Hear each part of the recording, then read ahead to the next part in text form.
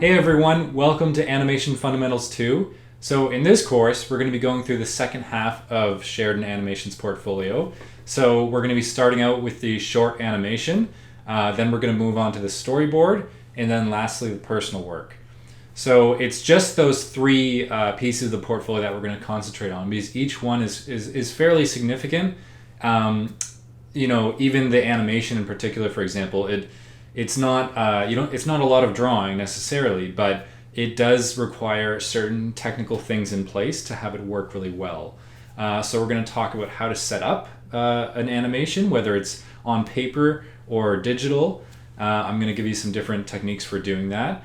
And then with storyboarding, I'm going to give you some exercises that are going to help you actually get better at the whole storyboarding process before you even start your storyboard. Also, each year they change the characters that you'll be using for your storyboard. So make sure to check in with the portfolio that Sheridan's given you in the year that you're applying to make sure you know what characters you're drawing. And they regularly add new characters too. So make sure that you're drawing the right character. And in the last piece of this portfolio camp, we're going to be talking about personal work. So the reason we're spending 2 whole weeks on personal work is because I think that's an incredibly important part of the portfolio. It's one of it's the primary area where you actually demonstrate your own personality and what you want to bring to the animation program. So with your personal work, you want to make sure that really shows what you are interested in. There's a lot of different ways you can approach the personal work pieces, but you want to demonstrate your personality as best as you can. Show what you really enjoy doing, show what you love about animation, things like that. I think that having really strong personal work that really demonstrates passion for animation can actually really bump up your overall portfolio. I think that's a huge determiner of your overall success. So I'm going to give you a whole bunch of different ideas for what kind of personal work you can do, and so you'll be much better off. So I really hope you have a great time throughout this course. Hopefully you have enough time to work through each of the steps of the pieces, because it should take you quite a long time. If you want to make really good quality work, it's not going to happen quickly. Often you need to do it multiple times. Usually, time allowing, I recommend that students do each of the portfolio exercises twice, at least twice, to kind of get comfortable with it and see the challenges of it, and then do it again and make it so much better. Often when we do things twice or more than twice, then we'll do it so much better, and that's the opportunity that we don't always get when we're just in a high school art class, for example. You just do each assignment one time, whereas when you're trying to get into college, such a competitive program such as this, you really want to make it as good as you possibly can. So I usually recommend for this and all of my other online courses around 4 to 12 hours of homework per week, depending on what you can manage. So obviously with any online course, the more that you put in, the more you're going to get out of it. So if you can put so many hours into this and do each exercise multiple times to make sure that you have the best quality work, then when I give you feedback, I'm able to give you such a higher level of feedback than if you're kind of just getting started in the exercise. So that I hope that helps. In terms of submitting work, so each week if you could save your work as your first name, underscore, your last name, and then underscore, and week, whatever week it is, so week 1, week 2, week 3, then that would be great. It'd be much easier for me in terms of organizing all the files when I get them from the students. If you're just watching these videos for the intro version of this course, then I hope these work well for you and that they're clear in and of themselves without my feedback. So best of luck, everyone. I hope everyone in this course gets into animation. Ultimately, it's up to you and how much work and how dedicated you are and passionate to this practice. But it would be really great if you could get in this year. And that's where my benchmark is, and that's my goal, is to get as many students into animation as possible. So let's jump right into week 1. And we'll get started on setting up our animation. So first, I'm going to give you, for the purists out there, I'm going to give you some different tools you can use to make traditional animation on paper, if that's more comfortable with you. I really liked animating on paper. I thought it was really fun, especially if you haven't animated digitally before. Also, if you're using a tablet for digital animation that is not a screen, it's just a pad that detects your stylus. There can be a real disconnect for people that are used to drawing to draw on that pad for the first time, and to then watch the screen and see that mark appearing. That slight disconnect between your hand and where it's kind of happening can be really off-putting to some people. So I can see why a lot of you might prefer to animate on paper. So I'm going to throw some different tools at you for what you could use to do that. So let's see. So this is really neat. This person has made an animation peg. So basically how animation works typically is that you have a peg bar, is what it's called, and then you like you see here in this picture, you stick the paper into the peg bar, and it keeps it straight. So it's almost like having it taped down or something. But the thing is, you need to be able to put multiple pieces of paper down in exactly the same spot. That's the trick, and that's why you can't simply just tape it, because the slightest little movement will completely offset your whole animation. So that's why the peg bar and that's why there's 3 pegs in this peg bar. You can see that it keeps it from moving from side to side, and then you just simply tape your peg bar to a desk. Ideally a lit table of some kind, but often this paper is so thin you can usually see through it without really having to set up any light. But typically what an animation desk would be like is you have a desk that's sort of angled up almost like a drafting table, and then there's a big plastic disc, and the reason there's a plastic disc is because it's you can see through it, and then a light behind. So the light passes through the plastic disc and lights up the paper so that you can see through multiple pages very easily. And the reason you want to see through your pages is because you want to know the position of the object in the last few frames so that you can time it accurately by drawing the objects again and again and again with the right spacing so that it communicates a fluid motion, basically. So that's basically what a traditional animation table would be like. But you don't really need all that. We're going to talk about a sort of DIY approach to this. So yeah, you could buy this one. And the nice thing about this is that it's 8.5 by 11. A peg bar, for some reason, animation paper used to be quite a bit bigger. I think it's because you had a little bit more room to draw. I think it was an awkward size. There's not too many pieces of pages. It's kind of a specific thing. It might have been 9 by 12 or maybe a little bit bigger even. But most of you are probably, 8.5 by 11 is a standard size of paper. So what you could do is you could buy this little guy, this peg bar, that is specifically for 8.5 by 11 pieces of paper, and this is really cool, check this out. Or you could just download the file and 3D print it somewhere yourself. So I don't have a 3D printer, but you can often access 3D printers at the library, for example.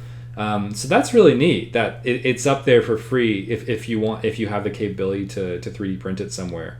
So that's really neat that is an option. This is the exact same one as that $20 one that you could buy here.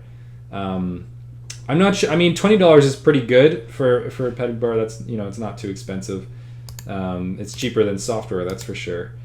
And then here is, so you're not going to find a hole punch very easily for this kind of these specific holes, but because usually a peg bar has like a little, as you can see here, it's actually not 3 circles like this one I just showed you.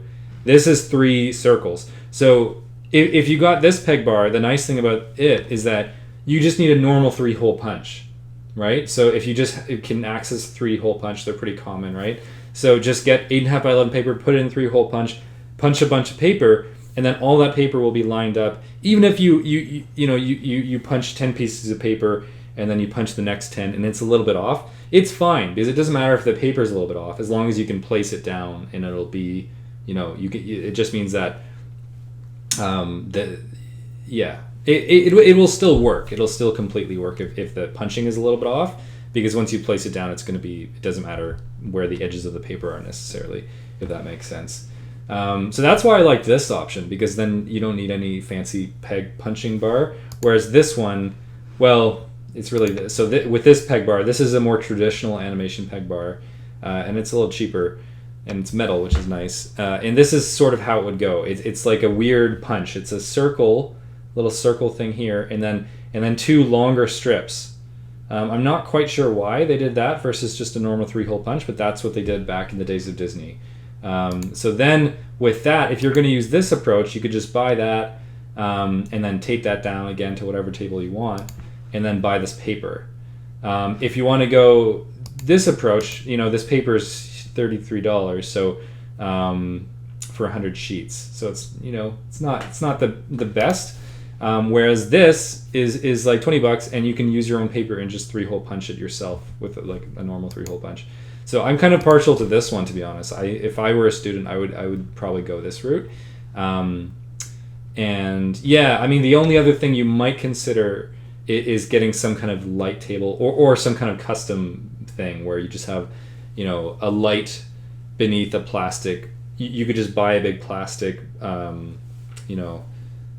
board, basically, like a slightly see-through plastic board, and then just have a light below it. And then if you can prop that up somehow, you could make your own setup. But that's the ideal, is having a light that pierces through plastic and then lights up your paper. But again, if you just buy this and try it, you'll see that the paper's so thin you can usually see 2 to 3 papers behind. So 2 to 3 positions of that character or object behind. So this is just a sort of general talk about how to set this up. These are my thoughts towards it. But alternatively, let's go to, there's a bunch of other options. Okay, so if you would like to do your animation digitally, which has its perks, but it's also a bit of a learning curve to do this. So I give you the paper option as a very simple, don't need any technical expertise kind of method. You just need a little bit of cash for the materials. But if you would like to use a program, I'm going to give you basically 2 programs to choose from that are pretty, they can be fairly basic. TV Paint is this one right now. It's kind of a horrible name. But it is very, well, your versatile software for 2D animation, as they say on this kind of retro-looking website. It is really good. This is my 2D hand-drawn animation software that I use. And a lot of big studios use it. Cartoon Saloon in Ireland uses it, which made Song of the Sea. And the nice thing is, while you're a student, you can get an educational license for a lot less. Like, for example, this, you really only need the standard. So if you want to get the educational license, it's around $383 Canadian, which is more than this course, but it is good in terms of software. You can trust me about that. And like, software usually is a lot more. When I bought this, I had to pay this price for the basic, the standard edition. So I paid $750, and that's still pretty good as far as software goes. Software can get quite expensive, but alternatively, this is more for the person that wants to do animation and knows that they want to do it in the long term. It's definitely worth it to buy an educational license while you can. But you could also do this while you're at Sheridan too. So that's one option. But then there's also Adobe Animate. So this used to be called Flash Animation, and it's great too. It's probably a little simpler, a little more user-friendly to work with, and you can get a free trial, or you could just pay monthly for it. So basically, so Adobe Animate that would be a single app. If you just want to use Adobe Animate, you'd buy a single app, and that is so this is watch out for this. So there's the annual plan paid monthly. So that's a trick, right? It's like you're buying a whole year, but you're just paying it monthly, versus the annual plan that's prepaid. So it's basically the same, except that one's monthly. So this isn't monthly. I made this mistake once, and then I had to talk them out of trying to. It was just a bit of a mess. So just do the monthly plan. So $31.50 US probably comes to about $45 Canadian or so. So if you're going to use that for 1 month, that's definitely the cheapest software option you can get. And Adobe Flash, or see, I'm still stuck in the old way. Adobe Animate is very simple and has all the effects that you want, like onion skinning, which is sort of the digital version of seeing through your paper on multiple layers. Onion skin allows you to see the last few frames of your drawing. So it creates all the same kind of effects. There's obvious benefits of working digitally, like if you need to move the position of your object while you're animating, you can easily do that at any time and change it, and then go back and then change the positioning again. You can always manipulate things as you need. You could do that with paper. It just does a little bit more work. You'd have to basically move it digitally once you bring it in to some kind of software. So that's actually worth knowing, is that even if you're working on paper, you're still going to need to photograph all of your artwork basically and throw it into a program to make a little animation of it. And Sheridan, as part of their portfolio, they give you a couple websites that you can use to do that. So I'm not going to go over that too much. It's really up to you. I mean, really, if you had a nice enough phone camera, you could set that up above your artwork. You just want to make sure it's stable. However you're taking the picture, you want to make sure that you can kind of place it above, or I guess pin up your artwork on the wall and take pictures of it like this. Just make sure that however you're doing it, your camera's stable. If you have a tripod like I do, then that's obviously ideal. You can just set up your paper and with the tripod and take pictures. So that's one way to do that. But yeah, that's another nice thing about working digitally, is that you don't have to worry about photographing anything. It's just all in the software already. So using something like Adobe Animate would be probably pretty ideal. But it's totally up to you, and I leave this choice to you. Some people feel a lot more comfortable on paper. So yeah. Anyways, I feel like I've outlined this enough. If you do have any questions about this, of course, ask me. I'm happy to talk more about it. But once you try one of the options, then you'll sort of get a feel for what you might like. All right, now on to the second part of this lesson about animation. So there's a ton of different things that you can use in your animation to make it feel more exaggerated and full of life, basically. And that's kind of the whole point of animation, right? It's like you don't want to animate something, especially an object, just looking exactly like an object would in real life. You want to give it a bit more character, a bit more personality, even if it is an inanimate object. So I was going to make a video about the principles of animation, but there's so many amazing videos out there already. This one in particular I really like, by Alan Becker Tutorials. Great shout out to him. He's really done a great job. It's a 24-minute long video, and he goes through all of the different aspects of these animation principles. And so I'm going to post this link in the resources for this week, and I would love if everyone would just watch this whole video. He talks about every one of the principles that you'll find in an animation book. Yeah, in nice, fun, engaging cartoons as well. So he talks about animation, squash and stretch. You might have heard of some of these things. Keyframing, just everything. The S&C curve, things like that. So this is just amazing that there's a lot of these on the internet now. So if you want to learn about animation, these videos are as good as it gets. So watching a video like this is actually very similar to the kind of things you'll find in this book, which you might have seen before, The Animator's Survival Kit by Richard Williams. I think this might be an older version. It might be called The Animation Survival Guide now. But it's a great book that talks about animation, and it's quite big. It's very much like the animator's tomb, and it goes deeper into it for sure than this simple 24-minute video. But for your purposes of animating an object for this portfolio piece, just watching this video is going to set you off on a great start. So do that before you jump to the next part of this video.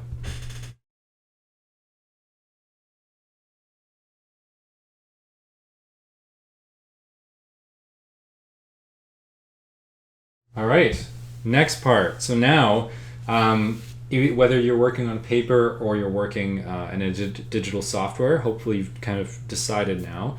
If you want to work with something like Adobe Animate, this is a great tutorial series on how to use the software. It goes through it in a fairly concise way, and he's got a nice British accent to listen to. It's always nice when so many other software tutorials can be kind of dreadful. But he goes through everything from the different kinds of keyframes you have in the software, and then he talks about frame by frame versus tweening. So you're going to be animating frame by frame for this exercise. That means you're just going to be drawing every frame of the object, basically. You're going to be using, if you get to this part in the video, you're going to be using paint, not symbols, for this animation. Symbols is a bit more complicated. It's more for, it's easier, but it's not as flexible, and the paint is going to allow you to do anything that you could possibly want. So yeah, that's what you're going to be using. So just know that. But yeah, you could go through this video, and then there's 4 parts to the intro to Adobe Animate. So if you want to learn it a little bit, keep going. But I think even in just this video, it does a great job of clarifying just how to use those keyframes and things like that. So I'll also link this video series in the resources of this week. All right, awesome. Now you're off to a good start with getting your animations set up. I do recommend that most students probably use paper and a peg bar of some kind, just because it's a little bit easier. You don't have to learn too much software stuff too early on, or get a drawing tablet of any kind. It makes a bit more sense to use paper, so I assume most students will be doing that.